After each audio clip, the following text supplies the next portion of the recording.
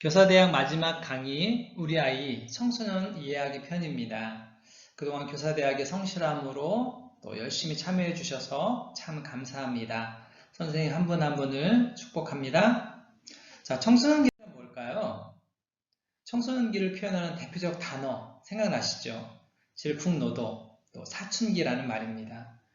질풍노도란 강한 바람과 성난 파도라는 뜻인데요. 청소년기의 격정적인 감정생활을 표현하는 말로 사용됩니다.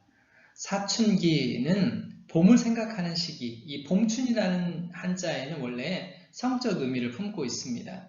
성호르몬의 분비가 증가하면서 2차 성장이 나타나고 이성에 대한 관심이 증가하는 시기이기 때문입니다. 질풍노도의 시기, 또 사춘기라는 단어 속에서 청소년 시기의 특징을 나타내고 있지만 정의를 말하지는 못하고 있는 것 같습니다. 청소년기란 어른이 되는 발달 과정, 곧 어른이 되기 위한 훈련소입니다. 우리는 모두 태어날 때 어른의 보호 아래에 있는 어린이였습니다. 그러나 어른으로 성장하면서 점차 우리는 권위자가 되어 자신의 삶을 책임져야 합니다. 어른이 된다는 것은 한 단계 아래에 있는 관계에서 벗어나 다른 동료 어른들과 동등한 위치로 옮겨가는 과정이며 이것은 하나님의 형상의 중요한 부분입니다. 그래서 이 시기, 이 청소년기의 우리 자녀들은 어른으로서 자유를 인정받게 될 때까지 계속해서 저항하고 반항하게 되며 결국 자신의 역할을 찾아가게 됩니다. 스카이캐슬이라는 드라마 혹 아시나요? 거기 나오는 대사 가운데에 이런 말이 있죠. 신이 인간에게 마음대로 할 수 없는 것 한 가지를 주셨는데 그것이 바로 자녀다라는 것입니다.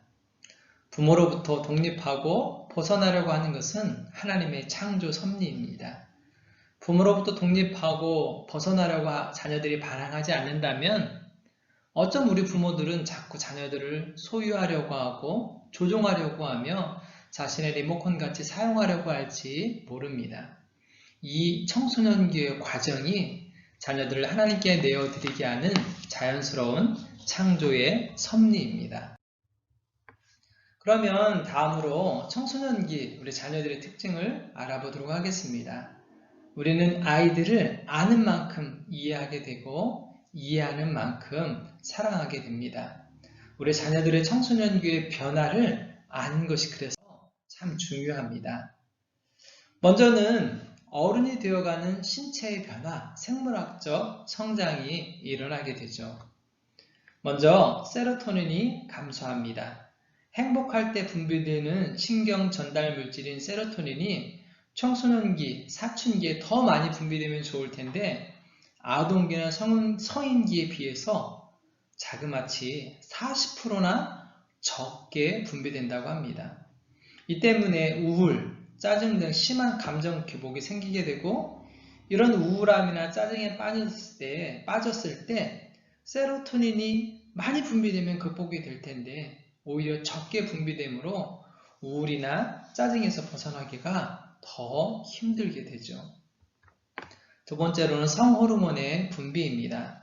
성호르몬이 증가하면 편도체를 과잉 자극하게 됩니다. 편도는 부정적인 감정에 예민하게 반응하는 곳이어서 청소년기 또 사춘기 아이들이 훨씬 더 큰 공격성을 보이게 됩니다.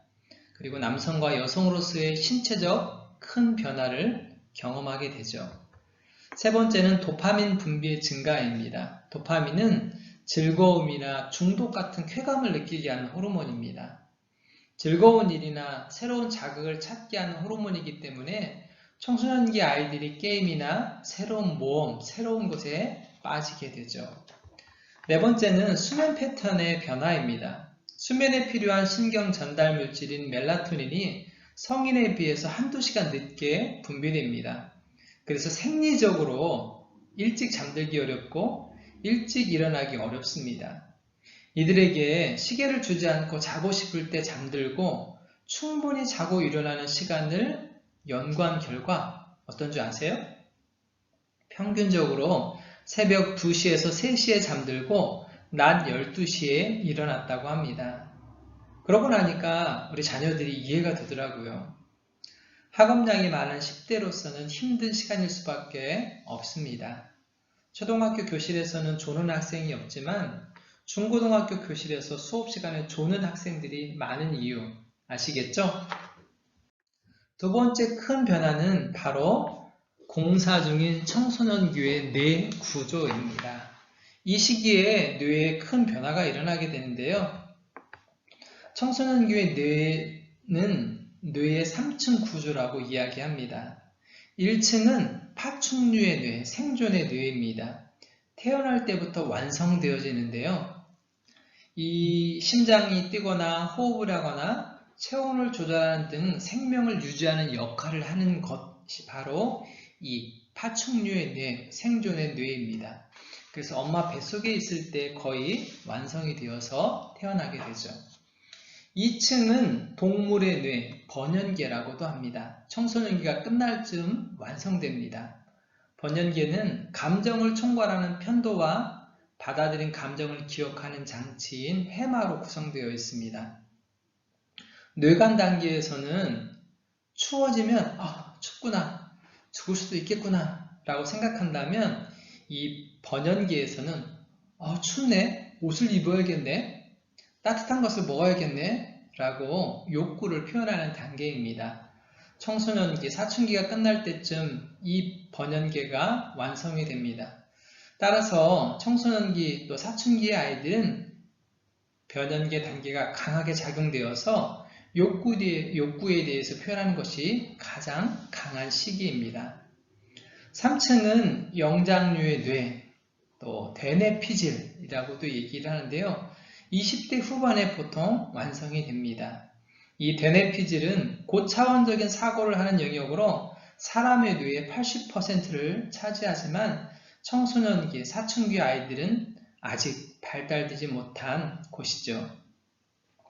특별히 전두엽은 자기를 인식하고 행동을 계획하고 각종 정보를 통합하며 감정, 충동, 욕구 등을 조절합니다. 이 전두엽이 제대로 작동하지 못하면 감정과 욕구 조절을 하지 못해서 충동을 억제하기 어렵게 됩니다. 청소년들은 뇌의 2층, 변연계에 머물러 있어서 이성적이고 논리적으로 이야기하는 어른들과는 말이 안 통한다는 생각이 들고 3층에 있는 어른들, 도대체 이 아이는 왜 이럴까 하는 생각이 들게 되죠. 그래서 소통이 단절되고 관계가 끊어지는 것입니다. 세 번째 청소년 시기의 큰 변화는 사회적 관계의 변화입니다. 바로 가족관계 중심에서 또래 집단 중심으로의 변화가 일어납니다. 이 시기에는 또래 집단이 가장 중요한 유대관계의 중심이 됩니다. 부모님 외에도 다른 공동체와 친구들과 친밀감을 주고받을 수 있는 능력이 있어야 합니다. 이러한 변화는 아주 건강한 것입니다. 이렇게 또래들과 강한 유대감을 형성하면서 삶의 후반부를 위한 인간관계의 네트워크를 구축할 수 있기 때문입니다.